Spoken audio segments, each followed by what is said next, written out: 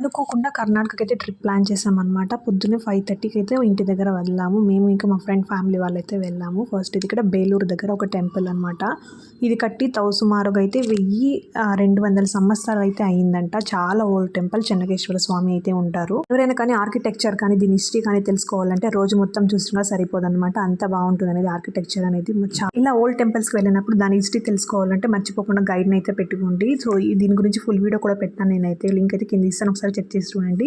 And ఈ temple మొత్తం కూడా దేవుని షేప్ ఎలా ఉంటుందో అలా కట్టారంట. సో ఇక్కడ చూస్తున్నారు కదా, ఇదే అన్నమాట టెంపుల్ అయితే. పక్కన కొలం కూడా ఉంది. అందులో ఎక్కువగా తాబేళ్లు ఇంకా చేపలు అయితే ఉన్నాయి. వెళ్ళాలి అనుకునే వాళ్ళైతే పొద్దున్నే వెళ్ళండి టెంపుల్కి అయితే. కింద మొత్తం ఫ్లోర్ అంతా కూడా రాయి అనమాట. వేడికి అయితే అస్సలు తట్టుకోలేము ఎండ టైంలో వెళ్ళామంటే. టెంపుల్ అంతా చూడడానికి సుమారుగా అంటే మంచి డీప్ గా చూడాలంటే ఒక 2 hours వరకు టైం అయితే పడుతుంది. ఇంకా ఇలాంటి ఓల్డ్ టెంపుల్స్కి వెళ్ళినప్పుడు మర్చిపోకుండా ట్రెడిషనల్ డ్రెస్లో అయితే వెళ్ళడానికి ట్రై చేయండి. ఆల్మోస్ట్ టెంపుల్ లోపలికి అయితే అలౌడ్ చేయరనమాట ఎక్కడ కూడా ఇప్పుడు.